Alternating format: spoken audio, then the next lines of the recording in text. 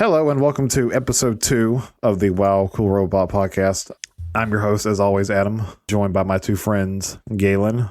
Ahoy hoy. And Noel. Hello. And this week we're discussing Hideaki Anno's directorial debut.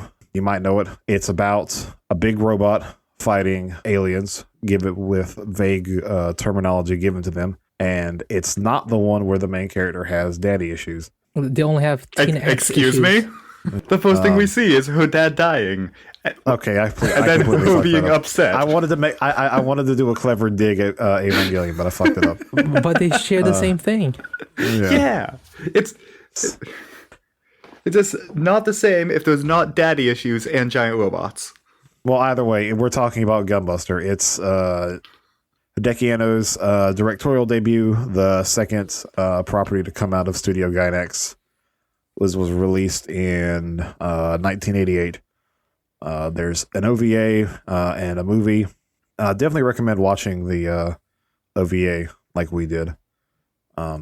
Before we get into the general plot details and everything as a whole, what do we think? I enjoyed it, but not as much as everybody was claiming I would. Yeah. I was suspecting, from what I've heard of it, it would be more like mecha fights, but it was from after seeing it, it was like 20% mecha fights and like 80% teen angst and drama. Yeah, I really liked the opening shot on episode 1 of the school where everybody goes to learn to be a super brave robot fighter, and there's like the robots doing like cheerleading exercises, and they're like running laps and doing push-ups and doing like pyramid towers stacked on top of each other like cheerleaders, which was really interesting, and skipping rope. Yes. Yeah, it was basically like what, like they were training hand-eye coordination in their mechs. Yeah. It started out with a bunch of robots doing calisthenics, so it sort of set the stage for the tone we have this entire show. Yeah, the opening like minutes when you're seeing like them do all the exercise and calisthenics, that really sets the mood for like the rest of the show going forward. A robot doing sit-ups, okay. A robot doing sit-ups with another one holding its feet. That's just a step too far.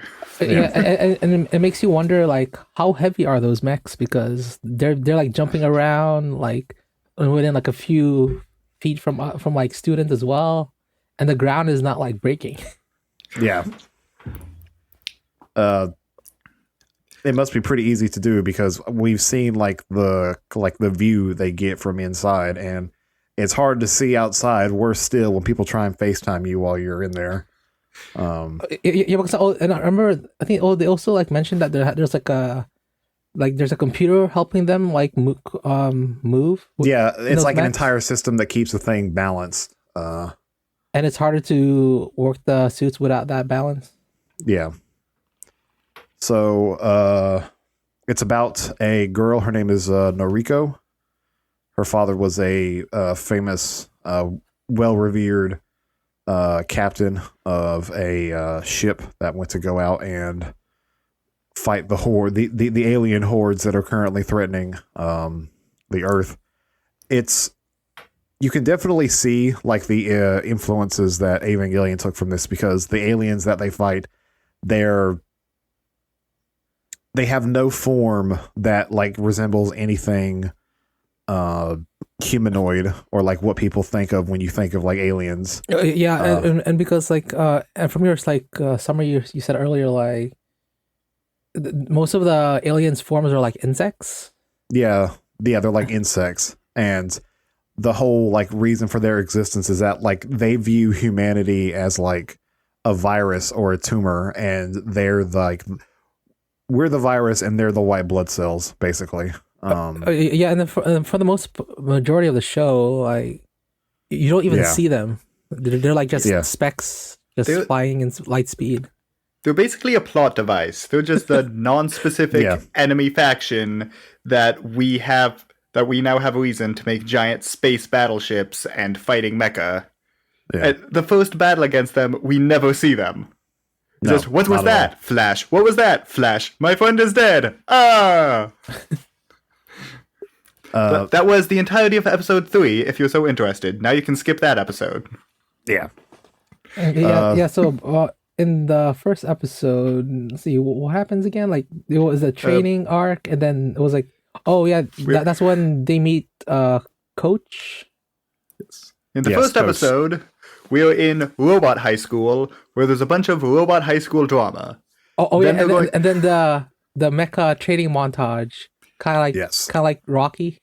Yes, well, first we're introduced to main girl Noriko, who is really bad at piloting giant robots. She's worse than everybody else. And then there's an alert that they're gonna send up 2 people to fight in giant robots, and she's one of them.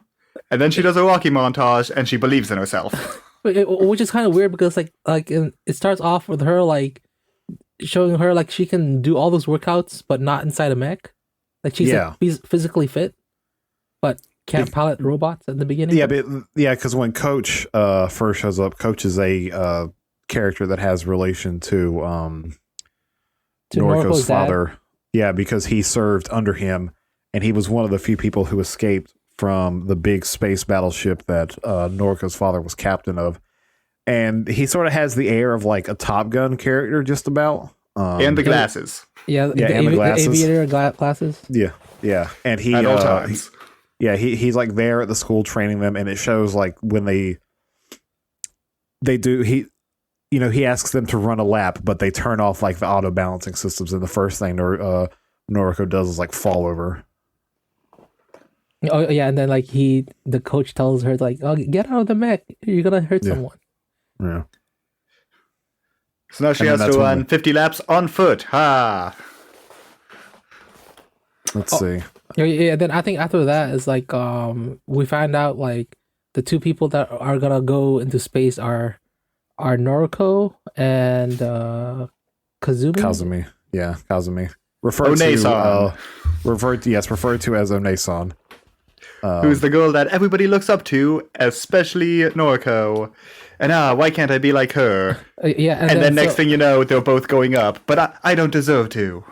Yeah, and then after that announcement, like everyone like is turning against Noriko. Then they trash her robot much in the same way you would like trash a car. They like sprayed graffiti on it, and they like beat it up, and they smashed all the windows. And they added like they keyed the side. They key the side, slash all the tires. Yeah, and they even added like thumbtacks to her like seat. Yeah, they added thumbtacks to her seat. So the mecha version of defacing their desk that you've seen in every other anime. Yeah. But then she talks to Coach about how, why did you pick me? The kids are being mean to me. And he says, but I see potential in you. And then she's happy. End of episode. Oh no! But then she fights the school. Oh, that's right. Bully.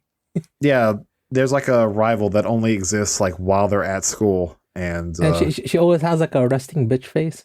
Yeah, and they fight each other with whoop ass sticks. And once again, the creators forget that the robots aren't the people, because rival grabs her by the lapels and slaps her around while they're both in robots. I was honestly really surprised that it didn't cut to Noriko with her face all bruised up. Because they react like it probably would have been the case. So like I think that fight ends with Noriko winning, and then she does the super lightning kick. Yes. Oh yeah. And then they go to space. Yeah. Then basically after like the rival like is defeated, she becomes like a very friendly afterwards. Yeah, she appears like 2 more times in the future, and she never speaks. So it was a very humbling experience for her. So then we go to space, and they're building this enormous space battleship that kind of looks like a Star Destroyer from It looks exactly like a Star Destroyer. Oh yeah, there was a Star Destroyer, and then there was that space station where they all like stay at. And then that's when they're like space rival shows up, which is like Jung Freud, from the Soviet Union. Yes, Soviet von Russia, who's named after 2 psychologists, because they thought naming her after one would be too subtle.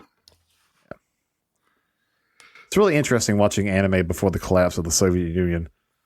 Because like around that time, it was based on like existing countries. Yeah. And of course, like her robot is like emblazoned with the mighty red star. No, it has the hammer and sickle, right? Yeah, I don't think it did. I thought it was just the red star. I remember it was red. I'm not 100% sure if it had the star. But yeah, there's like a lot of characters hanging out. She also has aggressively red hair too. Oh yeah. Yeah. Oh yeah, it definitely had the hammer and sickle. Oh yeah, it did. Right on the shoulder. I just looked up a picture of it. Yeah. Same. So basically, she gets introduced, and then the first thing they do is they like fly off from their like training, and and she gets put a fight with with One-san. And then they do the One-san and the school and Jung fight while Noriko is like behind trying to keep up with them. Yeah. And then they end up in this like super secret like place with like there's like bugs in it. Yeah, that's where we first actually see the evil enemy of all mankind, which is a giant space cockroach. Yeah. that a bunch of students accidentally stumble into.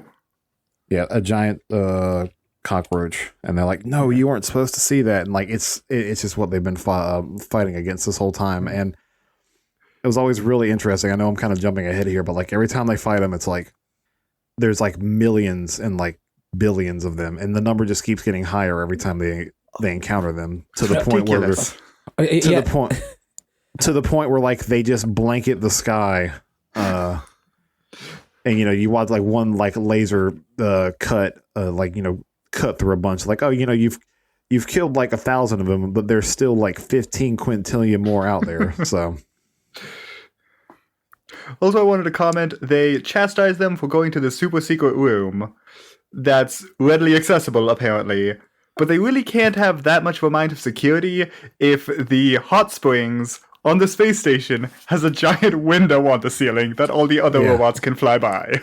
They made it like a very like comedic moment where like, oh, they're taking a bath in hot springs, and then all the female characters are like, undressed, taking a bath in a hot spring out next to this big open like, crosshatch window that looks out onto Earth, and then like they're covering themselves and going eek while a bunch of other pilots like fly by in their robots.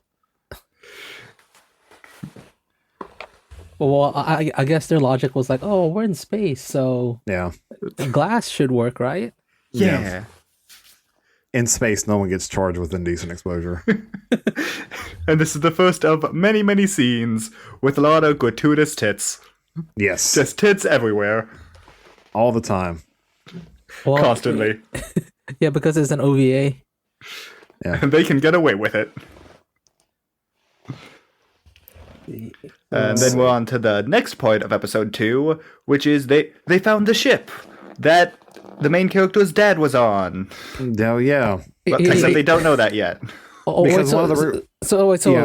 part, was that it was like her first mission or like her first like training exercise or something like that? Yeah, they were about to do a training exercise, but in the movie it's changed so that they were just the closest ones, and that's why they send out these two. I can't remember if that's the way it was in the show, but they say, hey, here's something going nearly light speed, we need somebody to check it out, let's arbitrarily send these two, and they do.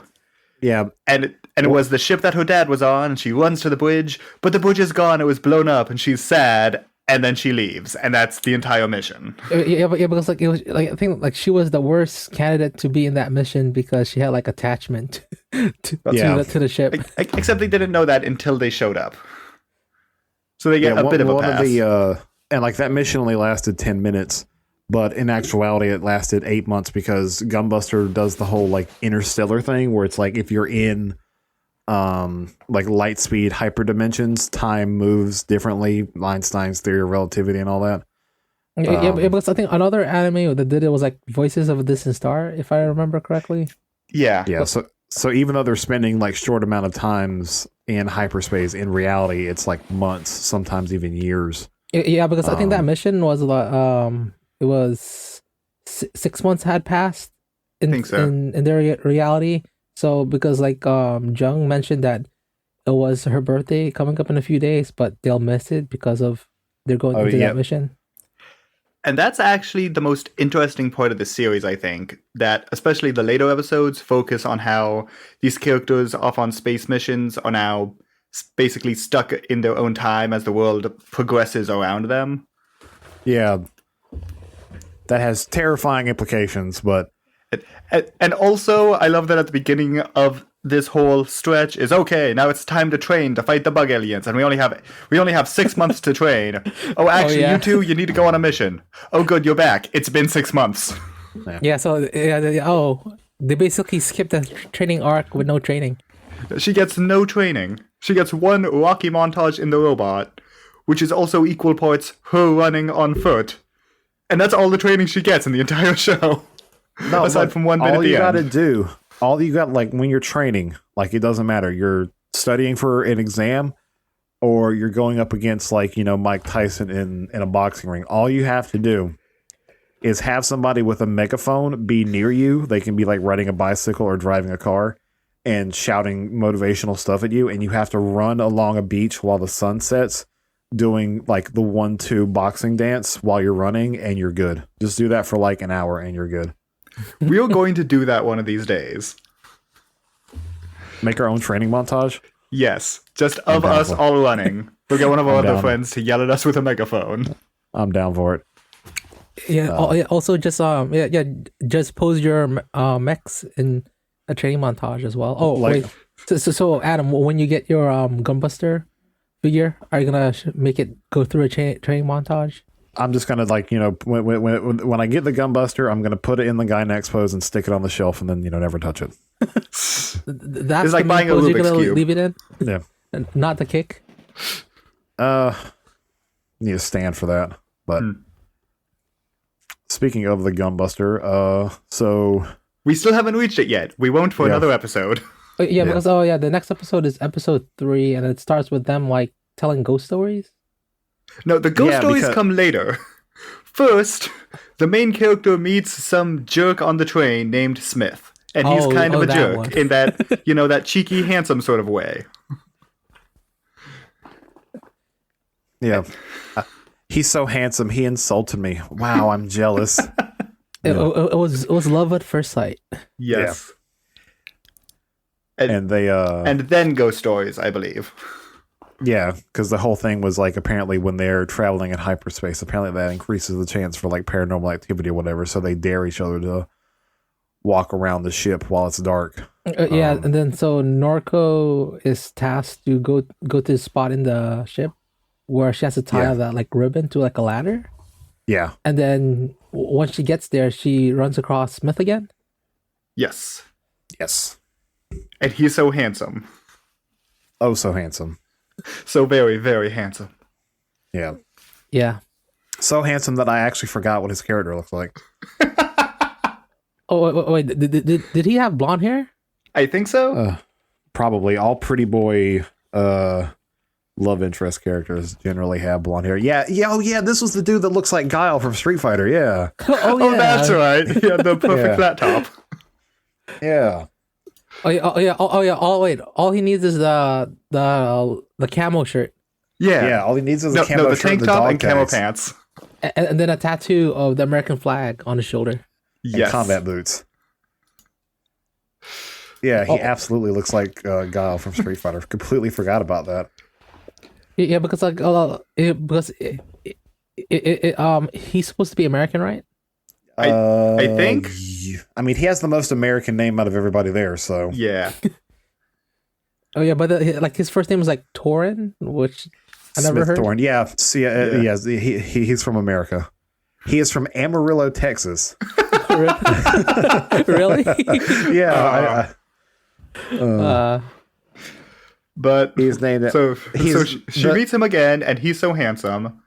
And then she's in a robot calibrating things when she overhears Onesan talking to Coach about how she can't team up with Norco because Norco isn't skilled enough and she'd just be a liability.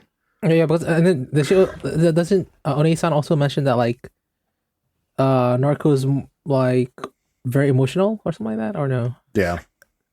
I wouldn't doubt it. And then Noriko accidentally presses a button and opens up the robot, really revealing that she was accidentally listening the whole time. And then they both run off in different directions, crying sparkles, as you do. Yeah. Yeah, like the way Onisan or Onesan talks about like not wanting to work with like, her again. It might as well have been like her breaking up with Noriko after being in a long-term committed relationship based on her reaction. Even better is that after that, she's then talking to Russia again, and Russia's response is, "Oh, so I guess you're single then. So I guess that means you're both single then." Oh, but I was thinking about you, One-san. she's very particular on that part. That One-san is now available again. Eyebrows. Some other interesting facts about Smith Tor, and I've still got his Wikia page up. The trivia for him states he is named after Torrin Smith, the Canadian manga translator who provided the voice for a background character in one episode of the series. Oh, really? And he likes coffee. I mean, that's like the one thing he does. He has a can of coffee, and then he gives it to Noriko, and she blushes because indirect kiss. Oh, yeah. Yeah, that was like their major scene together. And then after that scene, like, Narco's like, my love. Yeah. So Noriko's just been dumped, and because apparently you need a partner to do your giant robot-ing, she meets up with Smith and asks him on a date, a robot fight. And then he gives her the coffee that he was drinking, and she takes a sip and then blushes because, indirect kiss. Yeah, so after that, like, they go on their first like major battle. Yes. With the space insects. Which we never see. We never see the insects. We see the battle. It's very boring. And, spoiler alert, Smith gets fucking creamed. Yeah, because like on TV tropes, one of the main things under his character is he's basically a sacrificial lamb. Yeah, he is a character whose death is meant to be in service of the main character's character progression. Yeah, because he gets introduced like 10 minutes before that, and then 10 minutes later he's dead. They literally do like everything that you would see over the span of several episodes in one anime in one episode. Yeah. And in the movie, it is straight up 10 minutes between him being introduced and him dying. And it leaves a very emotional impact on Noriko as well. Yeah. I will say, it was surprisingly progressive of them to not have it be a dude whose lady love interest dies, and he's very emotional about that. Like usually it would be the other way around, but instead it's her getting sad that her instant boyfriend got vaporized by aliens. And once again, it shows the blasted open robot, and all the internals look like guts that have been spilled out because the robots are just metal people. Yes, that is something else, because they all it's sort of like, again, back to the whole like, there's like a counterbalancing system or whatever. It seems like, the robots have like tendons and like their own skeletal system and everything as well. Yeah, they'll probably need that for all that like fine movement, like precise movement they've been doing that was shown in the first episode. They need it so that the creators can go see the robot's blown apart, and that means that the guy was blown apart. Symbolism. Yes. And then she has a talk with Coach after being all emotional, and that's when we see the first teaser of what's to come, the head of the titular Gunbuster. And we're only halfway through the series. Yeah, we're only halfway through the series, and we get to see the thing it's named after. Or, by another metric, 3/4 of the way through the series. I think it's kind of like how in some Godzilla movies, right? Like where they just tease the main the titular character, and they only show him for like 10% of the movie. Yeah, kind of like to build hype on the character. Yeah. So now, then we get now on to episode 4. And this is where the big fight happens. Finally, and I'm trying to remember. Gunbuster is a lot like the Gunbuster is a lot like a Jaeger in Pacific Rim. You need 2 people to pilot it. Well. In this episode, Noriko pilots alone. Yeah, but it's like you can't unlock its like full potential. Like, yeah. Well, I wasn't gonna say that because that sounds cliche, but yeah, you can't unlock its full potential. You're avoiding something because it sounds cliche in this series. Yeah. Yeah, because like I feel like a lot of I feel like a lot of tropes in this series are there because like this is where like most of the tropes started, right? Yeah. This is where we get the term gynaxing for when a woman's anatomy is much more active than it really should be, considering how she's walking. Yes. Which is so important to them that in the opening song, it has the very prominent scene of her walking away in a huff, and you can hear in the distance, ba-doing, ba-doing, ba-doing, ba-doing. Every episode. Yeah, every episode. And this is where, this is one of those instances where, like, I'm really glad we watched this together as a group. Because, like, as the fight is in full swing and, like, Noriko is, like, rising out of the ship in the Gunbuster and, like, it's doing the Gynax pose, we're like, oh, look, it's doing the thing. There it is. And then the thrusters turn on and it shoots into the air, still in the pose. Yes. Basically, the mech was doing that pose like the majority of the time. Yeah, I made the comment that like whenever you like power down and get out of the Gunbuster, it just defaults to that position. Yep. Oh yeah, I think I forgot to mention it. The setup of this episode is they're in space. She's sad that Smith died. Aliens attack and blow up everybody. And the captains are like, oh, we have no hope. What about the Gunbuster? That couldn't possibly work. And then she uses the Gunbuster. And spoilers, it works. Basically, like, Noriko, like, just sneaks into the place that the Gunbuster is being held at, and then just, like, pilots it, like, without anyone knowing. Yeah, they have, like, a never tell me the odds moment.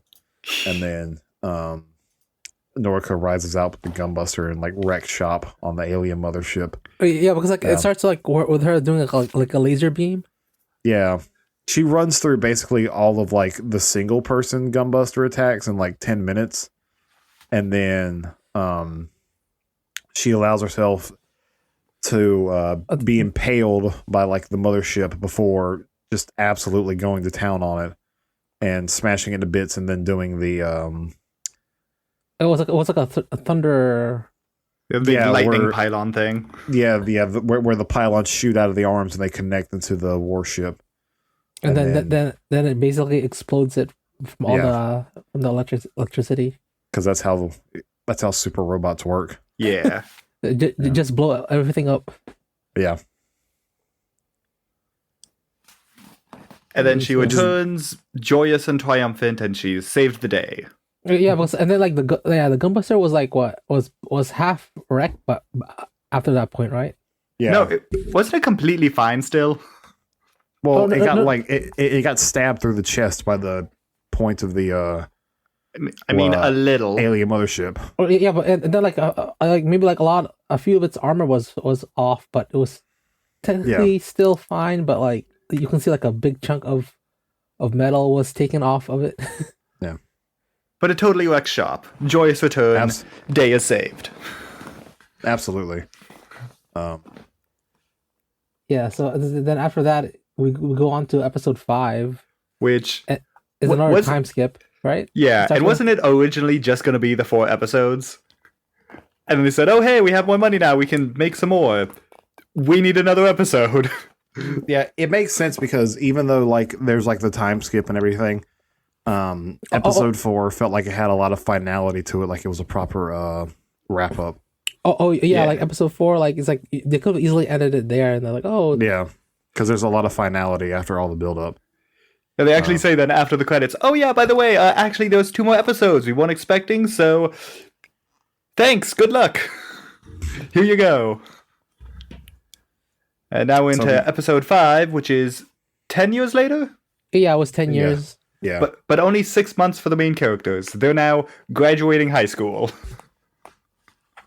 And then everyone else that was in that high school are basically like 27 now? Yeah, they're all adults with kids, and she meets her best friend, who she hasn't seen for her 6 months, for the friend 10 years.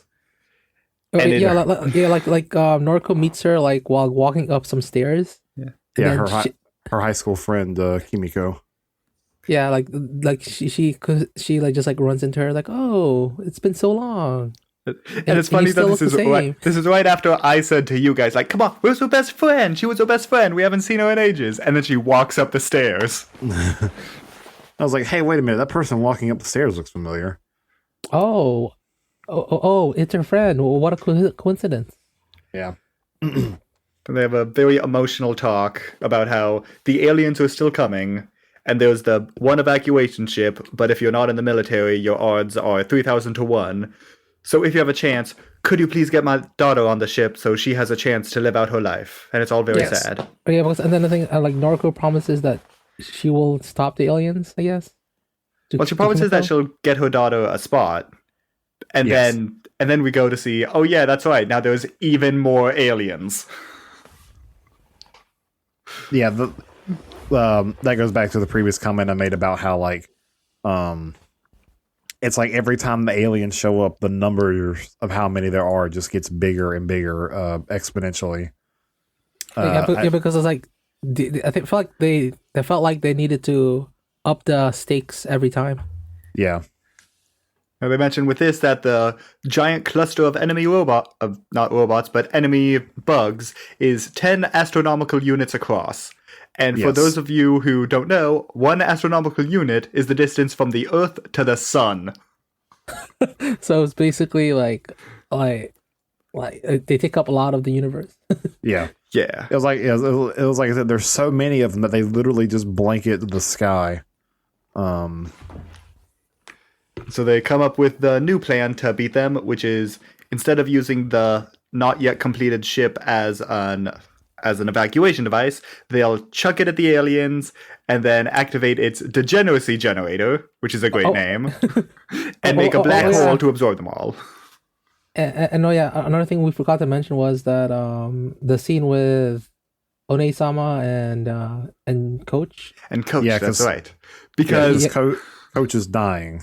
And as of now, One-san has always loved him. Yeah, because like it shows them in the school, and then One-san and Coach are like fighting.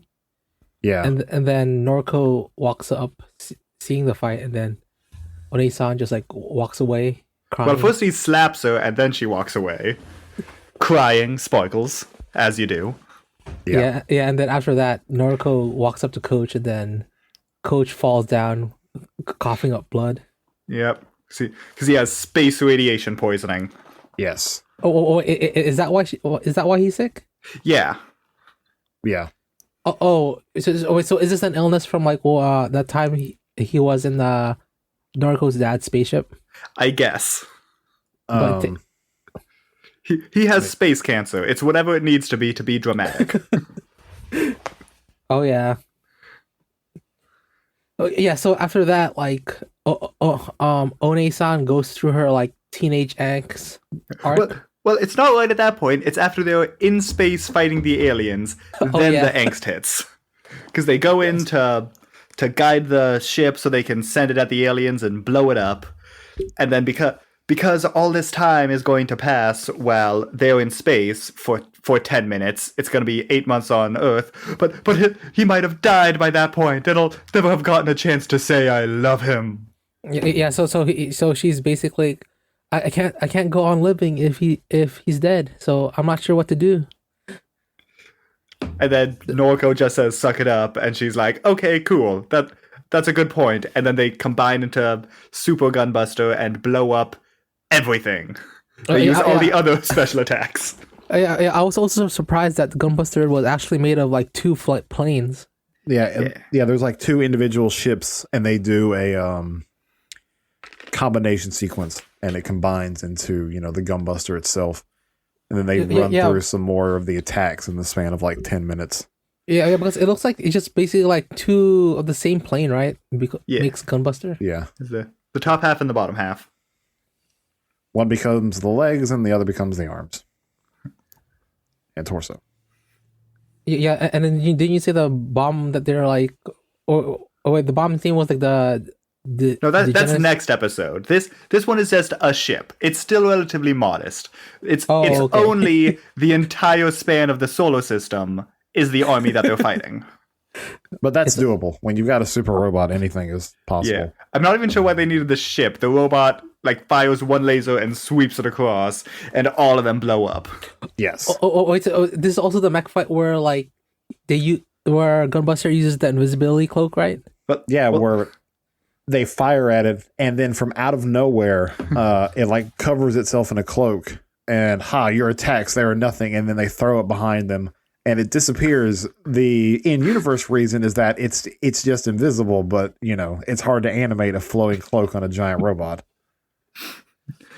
So it's basically a giant Superman with a cloak then. Yes. Yes. It just, I don't know, tucks it into its other pair of pants. Because it used it for the one attack. That means now we can add that to the models. Now on to the next giant explosion. Yes. And then Yeah, and I was so surprised because we all saw like the Shogoken figure before watching Gunbuster, that there wasn't the figure included like 2 baseball bats, and I was assuming that he would at one moment pull out a giant baseball bat to fight the aliens. Yeah, that's part of the Buster home run attack from the Super Robot Wars game. It's exclusive to the video games. So now we've finished the big battle. We've defeated all the aliens again. And now it's on to the next episode where we do all of that again, but bigger. And in black and white. Yeah. Oh, yeah. Because the entirety of episode 6 is done in storyboards and in black and white, and it wound up being super expensive because they had to use different shades of black ink to help differentiate everything. Yeah, and they use color paper instead. So and then just painted with black paint or something like that. Yeah.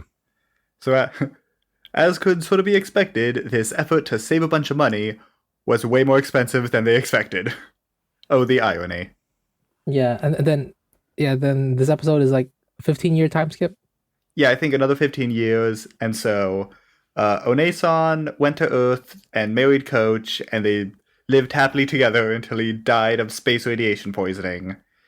And now she's gone back to space because there's one final offensive against the aliens. Yeah, now she's mid-30s? Something like that. And she was a teacher at the academy. Was she a teacher? I think she meets with the others. Oh yeah, she was a teacher because she left the academy. Yeah, because the students there were calling her sensei. Yeah. And the daughter of the main character's best friend then gives her the letter to, hey, could you give this to Auntie Noriko? I'm not sure if I'll ever get a chance to see her again, which is really sad. Oh no! It was it a Kimiko that gave her that letter? Oh no, yeah, that's right. It was Kimiko's daughter from Kimiko. And the letter basically said, hey, I'm pretty sure you'll never get a chance to see me again, but please just make sure you're back and you have a chance to say hi to my daughter again before she dies.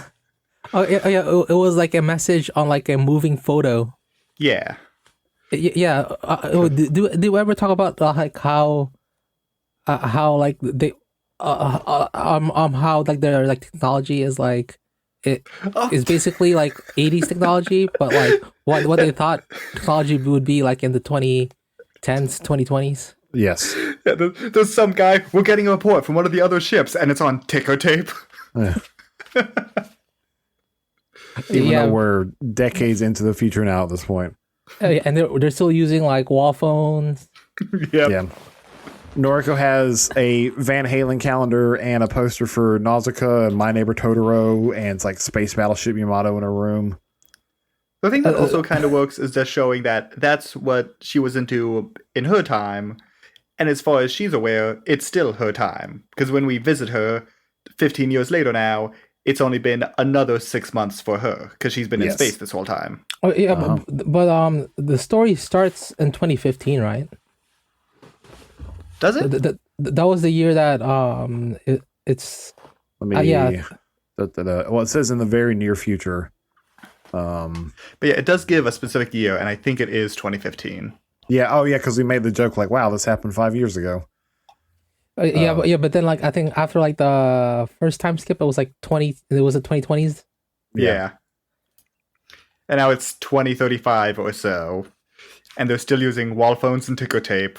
Yes. To direct their army of giant ultra robots.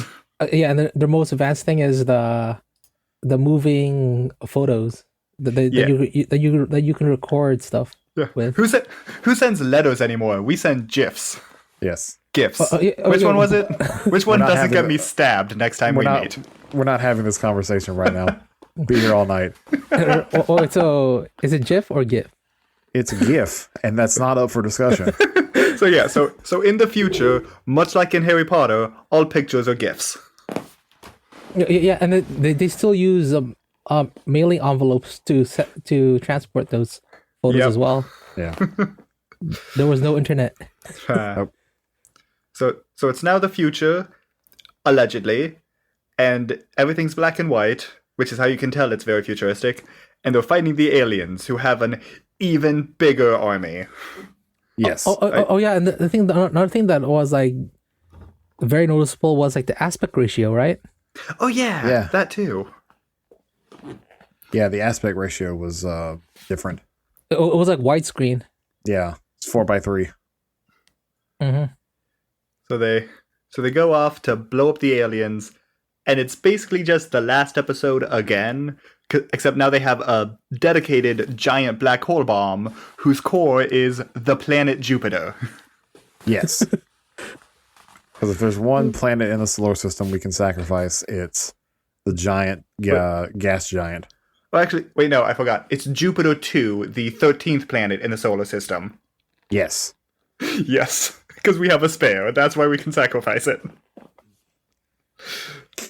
And it's the core of this enormous black hole bomb that's meant to just suck all the aliens to a different place. And so then they fly off to have the big battle against the aliens, and we suddenly go to storyboards for about 3 minutes straight. Oh yeah, it was basically just like a storyboard montage of the Gunbuster fighting the aliens. Oh yeah, and then they don't even show the Gunbuster combining because that wasn't part of the budget because they just sort of fly close to each other and then it just like mooshes together. Because they'd have to then they couldn't even reuse the old footage that they already had because they'd have to recolor that in the expensive grayscale. Yes. And also with the storyboarding, I'm almost disappointed that the sound didn't also fall away and get replaced with and then they're all like and then they're and then on to the next scene. Just have the directors doing the sound effects and their pitch of the scene. Yeah, because basically the final episode is basically just like a art piece. Yeah, more or less. And then they activate the bomb, but it didn't activate because something went wrong, so they're going to have to dive down to activate it themselves. But the black hole that results could take eons for them to escape from. Yes. Yeah. And then like one of the last moments was like Jung showing up saying, "I can help." And they're like, "No, we got this. Live your life." Yeah, and then she just goes back. Yeah, and that's the last we see of her. Bye, Young. And then they land, and then they tear open the chest of the robot to get at its degeneracy generator, and coincidentally, because they're using their own motions to control the robot, this means that the main character also tears their shirt dramatically open. Oh yeah. Because that's what this scene needed. Some tits. So yes, and then they activate it, and then they fly out of the black hole, and they go so long that the watches break or whatever, and then we get the title card. 12,000 years later. How would you react if that happened to you? Like, no, you would. It would be so like there's no way. Like everyone you would know is like gone. Everything is different. Like entire generations have just like coming on. It'd be like a fish out of water. Honestly, I think your brain would just like melt. Yeah, but I feel like it would be even worse if it was only you. But at least it's the two of them. I guess it's a little bit better. But then they fly over. They fly to the Earth. Despite being gone. They kind of show like a hint of optimism, because as they approach like Earth, it shows the Earth like there's like no lights. But as the closer they get to Earth, like there's this giant light sign that shows up that says like "Welcome back." Yeah, all the lights come on, and then a bunch of them show in katakana because it's Japanese. "Welcome home." But one thing I actually didn't notice until it was pointed out to me is one of the letters is backwards, which I thought was a nice touch. Yeah. Yeah. So, but yeah, even though it was like 12,000 years, like the people that knew them made sure that no one forgot them, and then they calculated like how long they'll be gone. I guess. Maybe they just set up some sensors. And then like a sensor to sense like any abnormality, abnormal amounts of degeneracy. Yeah. Exactly. Yeah. And then, rather smartly, I think it then ends there. Yeah. So it doesn't try to have them as the fish out of water in Earth fighting an even bigger alien threat menace. I was like, okay, we made this as big as we could. Yeah, it's a good. It's a good ending because like just leaves a lot to your imagination. And then several years later, the same people made Gurren Lagann, which ends with giant robots throwing galaxies at each other. So, you know. Well, before that, in the middle of that, they also did Evangelion. So. Yes. which went further into the question of what if piloting a giant robot sucked? As if that concept hadn't already been explored before. But, yeah, especially when all the pilots are teenagers. Yep. So yeah, that's Gunbuster. Yeah. So. And then I want to note, not sure if either of you did, but I watched the compilation movie, which I also kind of fell asleep partway through. It was a very long night, but the main three things I noticed were the character of Smith was basically completely removed. Like, she shows up in some wide shots, but all of the interacting is completely gone. Okay. There's less tits. Like, it gets sort of like 8 out of 10 scenes of gratuitous tits, which is just so iconic to the series. I mean, come on, how you can get rid of that? Yeah, but I think it's just because like it's a compilation, I guess, and it condenses the series. Yeah, they released it in theaters. But it still had at least one completely gratuitous scene of her in the bath, so it was still wanting to get away with a bit. And the third thing is that it somehow gives even less characterization to Smith, which, as I said, it's 10 minutes between him showing up and him biting it, and then she spends more time pining over him in the movie than he exists in the movie. Yeah, because I think the only thing that makes him memorable is that he dies. Yeah.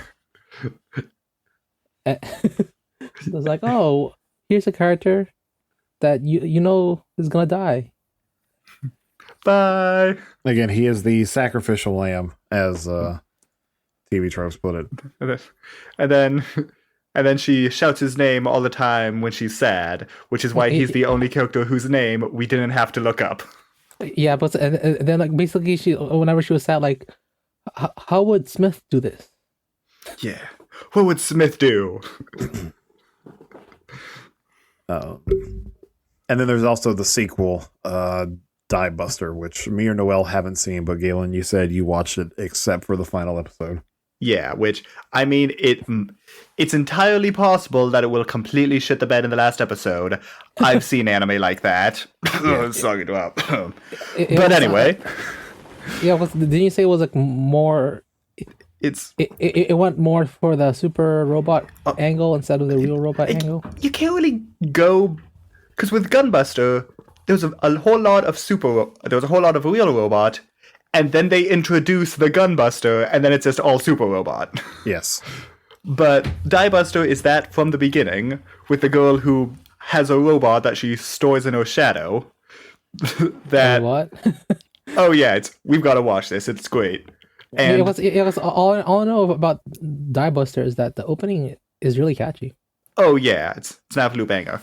But I heard a bunch that, oh yeah, Gunbuster, it's amazing. It's this touchstone, like you love it. Then Diebuster, I mean, if you want to watch, and I honestly enjoyed Diebuster more because it really leans into the fun. It's episode 4 when there was finally the big battle from the beginning. And there's at least one big battle in every episode, and some good character building. And honestly, the point where it started kind of losing me was when it became Gunbuster, in that it was about people believing in themselves so hard that they cut a planet in half. Seems like a reasonable thing to believe. Yeah. Well, yeah, that's a lot of anime go for like believe in yourself. Yeah. You'll win the day. Like you don't need this giant robot to be super badass. You gotta have the giant robot on the inside. Also, I am a giant robot on the inside, so I'm gonna go blow up this alien. And then she does. But yeah, I think if you're looking at it as an extension of Gunbuster, it's kind of like how Gundam Wing is very enjoyable if you don't go into it expecting a very serious show. It's big giant robot fun action time. Sweet. And also, I gotta say, I like the look of Diebuster more than Gunbuster. It just looks so much cooler. I can see that. But I think the thing with like Gunbuster is that like the art style is like very 80s anime. Which is like a pretty cool aesthetic, and then I think Diebuster leans more on Gainax's like art style when they made like FLCL. Yeah, Fooly Cooly. It's a straight up. You could show like a scene of this and Fooly Cooly next to each other. You probably couldn't tell them apart if you hadn't seen either. Yeah, because like it was that and Fooly Cooly were like made like a few years apart, right? If I remember correctly. I will say I didn't know that like going in Gunbuster that there were like other smaller robots, and I actually really like the design of the machine robots that they train with. Yeah, those are basically like the grunt suits. Yeah, the grunt suits that are like mass produced and then but even easily disposable. Yeah, but even the Gundam wasn't 100 times bigger than a gym. Yeah. What parts about it did the OVA did you not like? I didn't really like that. It went really like it went really like head on like all the teen drama. I was expecting that. I was expecting to have for it to have more like super robot aspects compared to his like real robot aspects, whereas like it's mostly a space opera with a lot of like teenage drama and emotional turmoil, and then it takes a hard right turn at episode 4 into super robot shenanigans. Yeah, and then after episode 4, it kind of switches back and forth. Yeah, between like drama, super robot. Here's more drama. It's also like the last half is just the same episode over again. Yeah. Episode 6 felt really redundant at that point. Well, we also did mention that, like as you said, that episode 4 was what they thought what the ending would initially be. So when they found out that they could like make 2 more episodes, like, Yeah, so how we can just have to up the stakes by 100%. Yeah, basically, yeah. Episode 5 and 6, it was basically 5. They blow up aliens again, and then how do we go from there? Oh, the aliens return, but they're even bigger. So we need an even bigger bomb. Yeah. They're even bigger. The biggerest. It's not even that they're like big either. It's just that like they just completely like it's like a war of attrition almost because there's so many of them. There's just a bajillion. Yeah, there's just a bit like enough to just completely blanket space, and that's all you see for miles and miles and miles and miles and miles. No, yeah, and if you think about it, like there wasn't really a face to the enemies. It was just like a mass horde. Yeah. There was like no clear villain. It was just like, hey, the villain is all these space aliens. Yeah, there's no like central. Yep. Yeah. So yeah, like the aliens were like formless. Like it's sort of just like this formless mass. There's no like central leadership, like figure or anything. It's just an impending horde that threatens the survival of humanity, and that is our. The main protagonist is not like just any individual part of it. It's like the whole thing. Yeah, it was just like it was them against like an entity. Yes. Yes. Yeah. Would you recommend this series? Yeah, I would say so. I think it's another one of those touchstones of the mecha genre as a whole. Yeah, because like when you're watching it, you can see like what newer mecha shows like took from it. Yeah. If it was longer, I probably wouldn't. But since it's just the 6 episodes, and as we proved, you can just binge all of it in a day with some friends. Yeah. I'd say it is a pretty good watch because it really is like watching even just the first 4 or 5 episodes as one long movie. So it sort of works as that, I'd say. Yeah. So like, yeah, I would recommend the OVAs because from what I heard from Galen, that the compilation isn't that good. Yeah. Also, I mentioned episode 1 that it's like, you should believe in yourself. End of episode. Oh no, then there's the fight against the rival and stuff. There isn't in the movie. Here's my dad. I love him. Oh wait, he's dead. I'm bad at robots. I'm going to space in robot. Why, coach? You should believe in yourself. Mm-hmm. Okay. Roll the opening credits. That's the entire first episode in the movie. Wait, and then you also mentioned like on the comment for the movie is that you said there was no Russia in the movie. Yeah. Soviet von Russia.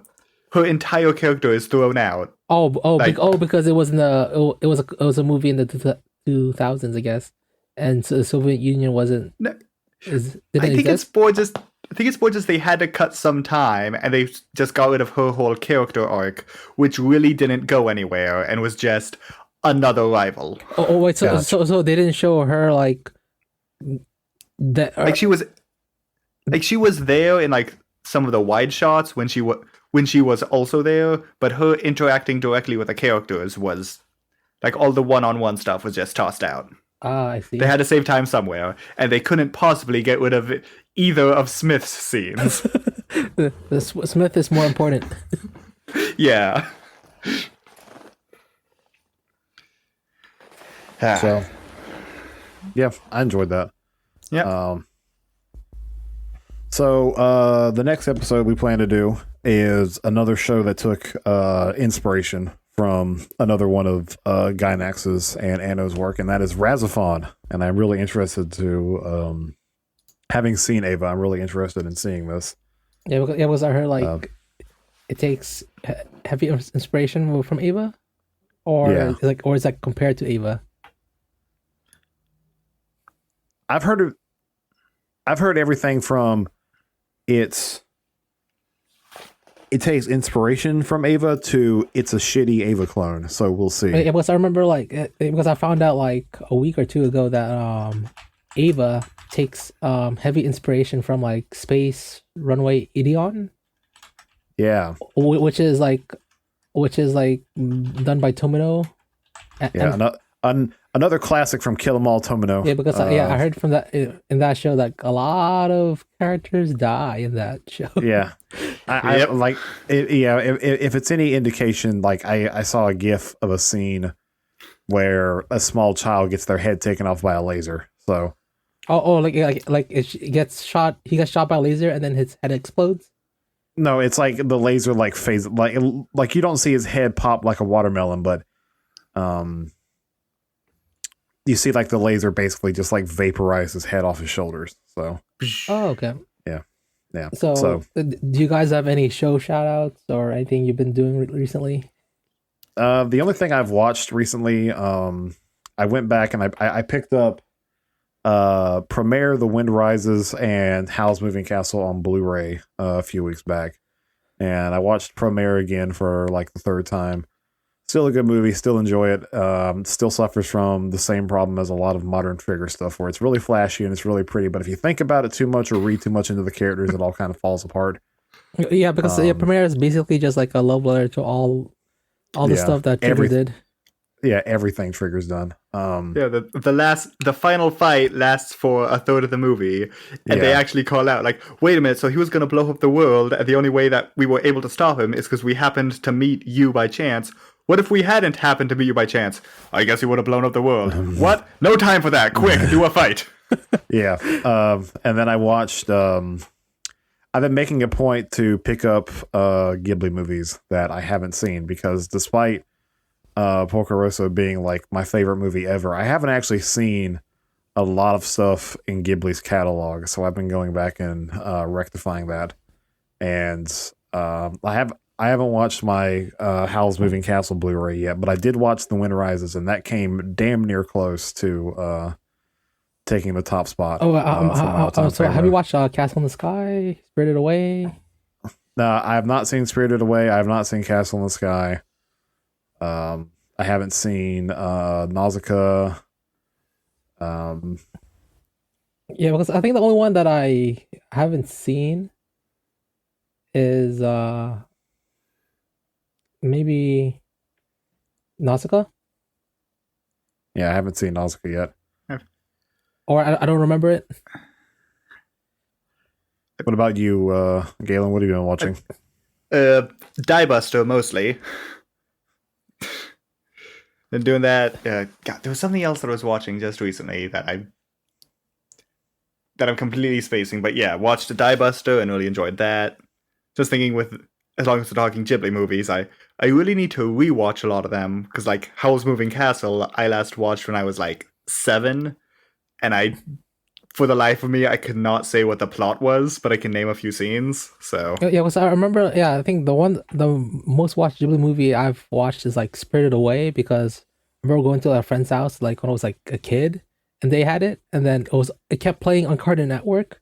So I watched it like over 10 to 20 times already. It's the benchmark for success in Japanese movies. So yes. It's like the sliced bread. Everybody eats sliced bread. You gotta watch. They sell so much sliced bread. Yeah. I think my favorite Ghibli movie is like Castle in the Sky. Yeah. Listen to Christian Bale voice the main character and listen to his smooth, dulcet tones. And Howl's Moving Castle. Yeah. Hey, can't go wrong. And then isn't Billy Crystal also in? Yeah, he voices Calcifer, I think. Yeah, the fire demon. Yeah. Yep. Yeah. Yeah, that was a trademark of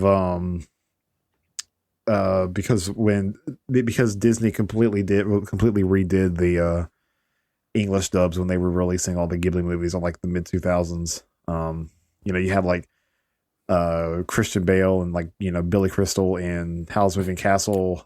Stanley Tucci voices an Italian airplane designer.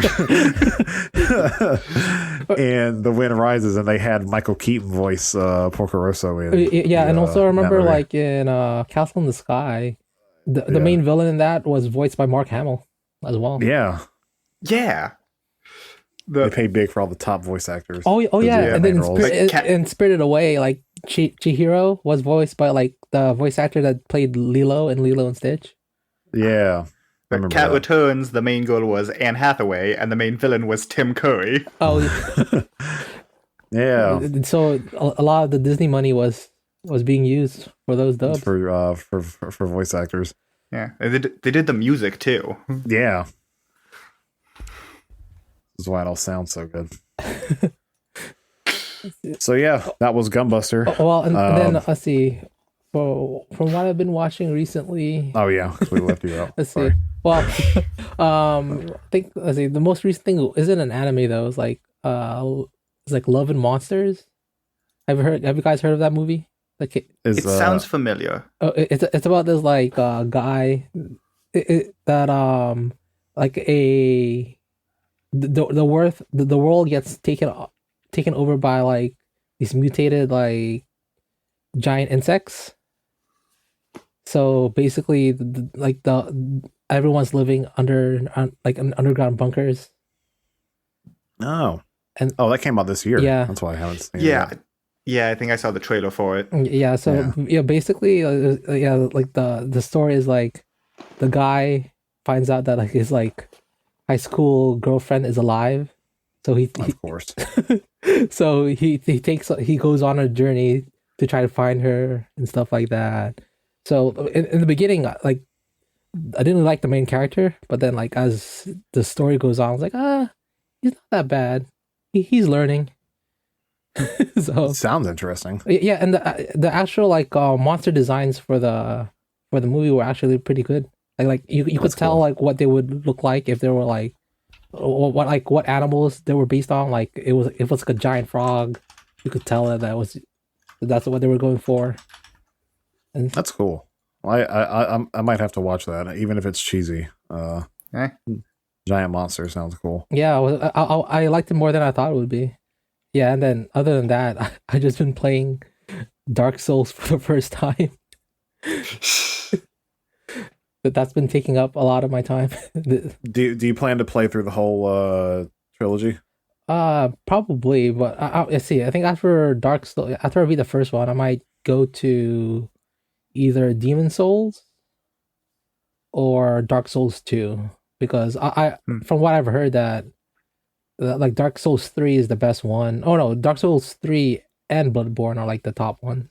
So I'm gonna go back to like the older ones before I play like the latest ones. Gotcha. Nice. But so are you gonna play the Demon Souls remake? Well, if I get a PS5. Oh yeah, that's right. You need a PS5 for that. I thought it was on PS4 too. Oh no. Well, I think if I check my PS3 games, I think I have it on PS3. But if I get a PS5, I might play on that. But like, it's hard to get a PS5 right now. Shut up and take my money. As the PS5 sells out in minutes. Don't worry. The scalpers won't be able to sell their stock, and then eventually, once they have like just PS5 sitting on shelves, all that money they spent will have been worthless. Yeah, because I think the main like scalping time has gone by. I guess. Yeah. It's like just like launch week probably would have been the best bet. So yeah, that was Gunbuster. We'll see you next month for Razafon, and since this is December, I hope to have this up before Christmas, but if not, Merry Christmas, Happy Holidays, everything that you celebrate, and Happy New Year, because it's almost 2020 is almost over. Yeah. That's what they want you to think. It's going to tick over at midnight, and it's going to say January 1st, 2020, part 2. So they just add a +1 to it then. Yeah. The 13th month, Helltober. Well, we'll see you in the next in the new year. See you then. See ya. Bye.